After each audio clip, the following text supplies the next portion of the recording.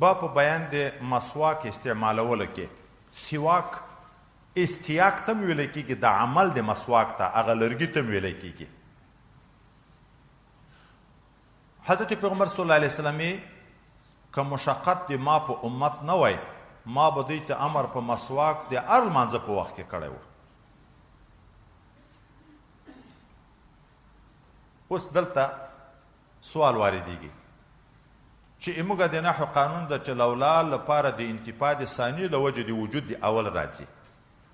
وجود د اول چې مشقت د امت ته کله لیا موجود شوی ده، چې مشقت راغی خو نوې خبره ده، ما به امر کړی و.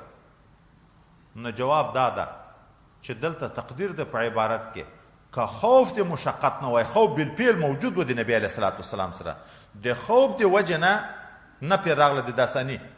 که خوف د مشقت و د تکلیف نه وای، ما به دوی ته امر کړی و په مسواک د هر لمانځه په وخت کې. بیرته دوم سوال واردېږي چې د دغه نه خو بیرته بیا دا معلوم شو چې خوف د مشقت ته نو نبی علیه السلام امر نه ده کړی، او حال ده چې امر خو یې کړی ده. نو بیا جواب دا ده چې دلته د امر نه مقید ده په او امر وجوبي سره. که دا خوف د مشقت نه وای، ما به وجوبي امر کړی و، وجوبي چې هر لمانځه ته به مسواک وایي.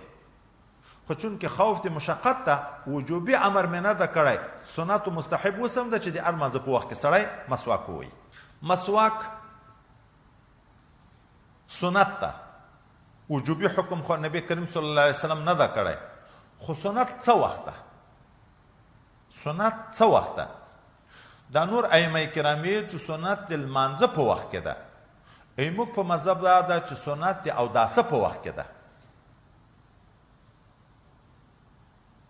فایده د اختلاف، سړي د مازدیګر اودس وکړو، په اوداسه کې مسواک استعمال کو، په دغه اوداسه چې مازدیګر لمونځ وکړو دا خو اتفاقي ده چې عند کل صلاتین هم ده، عند الوضو هم ده.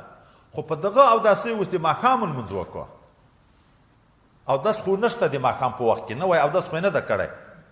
نو آیا دا مسواک سنت ادا شوي که نه؟ دا نور مذهب یې چې هلته چې جګېږي اودس نه کوې، اودس خو دې شته خو مسواک به استعمالوې. موږ وایو چې په اوداسه کې چې مسواک استعمال شوی، په هغه اوداسه که بیا د ماښام لمونځ کوې که د ماخوستن لمونځ کوې، هغه پوره ثواب خدای پاک درکوي. چې په کوم اوداسه کې مسواک استعمال شوی، هغه پوره ثواب خدای پاک درکوي تا ته. دوی وایي خو عند کل صلاتین ټکی هغه ده راغلی، ما به امر کړی په مسواک عند کل صلاتین. موږ وایو عند کل وضوئن مع کل وضوئن، مع ټکی هم هلته شته. عند کې ظرف د توسع ده، په معیت کې اتصال ده. اوس د اوداسه په وخت کې دی چې وکړه، دغه ته هم عند کل صلاتین ویلی کېږي. خو چې اوداسه په وخت کې نه، د لمانځه په وخت کې مع الوضو ورته ویلی کېږي. اوس نو اوداسه کې چې استعمال شي، ام عند کل صلاتین ورته ویلی کېږي، ام مع الوضو ورته ویلی کېږي. بله خبر دا ده، حدیث مبارک کې راځي نبی کریم صلی الله علیه وسلم په اول وخت کې مامور و طحاوي کې موږ تاسو ته روایت راځي، د هر لمانځه ته به نوی اودس کوه، هر لمانځه ته نوی اودس. کله چې بیا تکلیف شو، نو بیا د لمانځه په ځای مسواک ودرېدو، د هر لمانځه په ځای به بیا مسواک د ته حکم و نبی علیه السلام ته. نو مسواک قایم مقام د لمانځه که د اوداسه؟ خو د اوداسه قایم مقام شو، معلومیږي چې د اوداسه سنت ده. بل اودس هم د طهارت د قبیلې نه د تطهیر صفایي په راځي، مسواک هم د تطهیر د قبیلې نه د صفایي په راځي. نو د اوداسه سره مناسبت زیات ده. بل موږ یې د مسواک په وخت کې مزینه د خروج د دم ده، چې مسواک سړی استعمالي کله وورۍ وینې شي.